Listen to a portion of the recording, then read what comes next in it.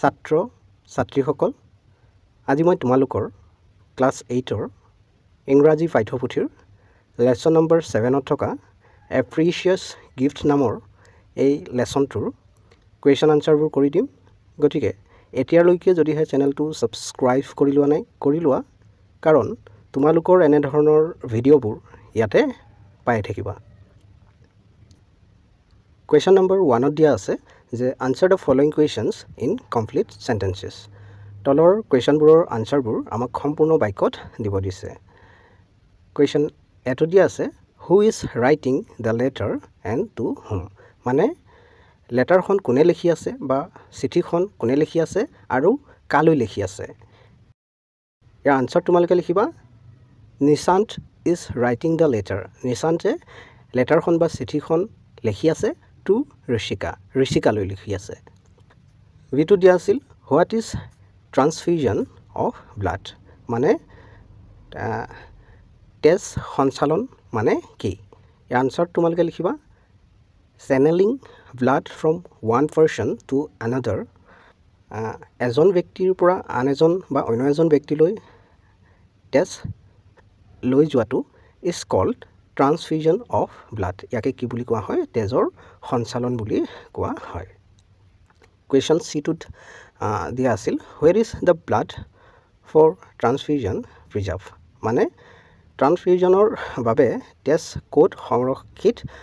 কৰি ৰখা হয় ইয়াৰ আনসাৰ তোমালোকে লিখিবা যে the blood for transfusion is preserved in blood banks ট্ৰান্সফিউজনৰ বাবে তেজ ব্লাড বেংকত সংৰক্ষিত কৰি ৰখা হয় তাৰ পিছত দ্বিতীয়টো দিয়া আছিল who cannot donate blood মানে কোনে ৰক্তদান কৰিব নোৱাৰে ইয়াৰ আনসাৰ তোমালোকে লিখিবা people who are diabetic যিসকল লোকৰ মানে ডায়াবেটিক এই যেটো ৰোগ আছে বেমাৰ আছে or suffering from other blood related diseases বা অন্য কিবা তেজৰ লগত সম্পৰ্কিত থকা বা তেজৰ লগত সম্পৰ্ক থকা বেমাৰৰ লগত ভুগি আছে বেমাৰৰ পৰা ভুগি আছে তেনেকুৱা ধৰণৰ বেমাৰ হৈ আছে ধৰা তেনেকুৱা ধৰণৰ ব্যক্তিসকলে cannot donate blood তেনেকুৱা ধৰণৰ ব্যক্তিসকলে blood বা তেজ বা ৰক্ত দান কৰিব নোৱাৰে তাৰ পিছত 2 নম্বৰ কুৱেশ্যনটো দিয়া আছিল give brief answers মানে সমু উত্তৰ দিব দিছে ইয়াতে দুটা কুৱেশ্যন দিয়া আছিল এটোত দিয়া আছিল how is it totally harmless to donate blood ৰক্তদান কৰাটো কেনেকৈ সম্পূৰ্ণ নিৰাপদ বুলি সুধিছে ইয়াৰ আনসাৰ তোমালোকে লিখিবা actually the human body is a remarkable machine it functions in such a way that whatever blood has been taken from it is soon substituted by new blood replenished by the body's internal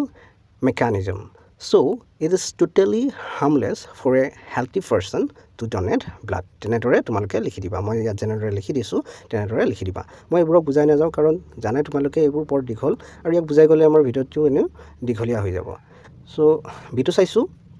who is Carl Landsteiner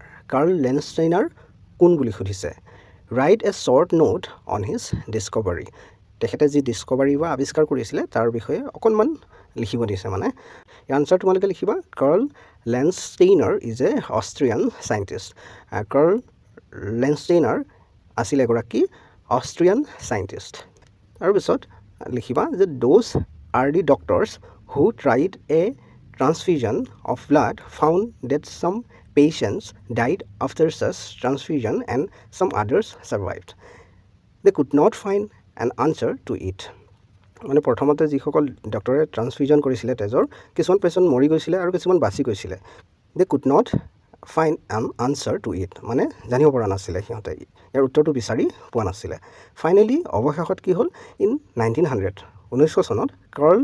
Landsteiner solve the mystery এই যেটো ৰহস্য এটো Carl লেণ্ডষ্টেইনাৰে সমাধান কৰিছিল after years of hard work বহু বছৰৰ কষ্টৰ শেষত later in 1930